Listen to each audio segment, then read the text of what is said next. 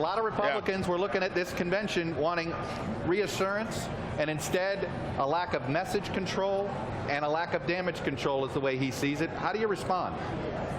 Well, I think, you know, I've just been listening to the commentary here today and with you and then all the rest of it so far today. And it's a lot of the inside baseball people that are in here critiquing this down to the fourth decimal place. I don't have a problem with that because I'm one of those guys too. But I think what we really have to wait and see is what the polls do after the convention. And right now, I think that we're sitting pretty good, and we'll see if any of this matters to the general voting public coming out of the convention. But Sam, are you concerned that you look at, I mean, let's set the Melania Trump episode aside. Just sort of in the way last night was organized, it seemed a little chaotic. And you've been around a lot of these. How much did you want to go in there and say, wait a minute, why did we do that? How did Joni Ernst speak to a half-empty arena at 11:30 at night and things like that? Well, I don't have anything. One, I don't have anything to do with that. But I agree. Some of the optics were probably problematic as we went on through the evening. But I want to tell you, I got involved early. It was emotional for me, particularly when Marcus Luttrell was up on the stage. I know Marcus, and I know what he's gone through. I know I spent 25 years in the service, and making that connection to me the way he did, I thought it was phenomenal.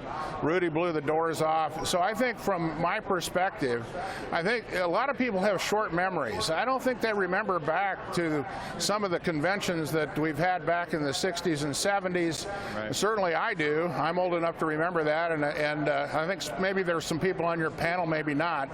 But I certainly remember some chaotic conventions, not always in the Republican Party. 68 comes to mind. Right. Hey, you know, you this morning with my colleague Stephanie Rule, you talked about, hey, I'm a college professor. I know how to check papers for plagiarism. And does somebody need to be held accountable here? Are you, as a co-chair, a representative of the Trump campaign, internally going, hey, we need to hold somebody accountable for this mess? I'm sure it's being looked into. This is one of those things that you have to correct, and you have to take action to make sure it never happens again. That's exactly what I told Stephanie this morning. All right, Sam Clovis, campaign co-chair. You're not mincing words. I appreciate it. Well, thanks you bet. very much. Always, Chuck. All right. Michael, Hugh, and Susan, very quickly, what do you make? Sam's not doing the Manafort line. Well, you know, it's not good when people are saying I had nothing to do with that. If there are too many people saying I had nothing to do with it, that's not a good day. It doesn't even mention the conflict they invited with the governor, the Kasich. No, we didn't bring that up. Exactly. And that was, I think, Paul Manafort's error. An unforced error.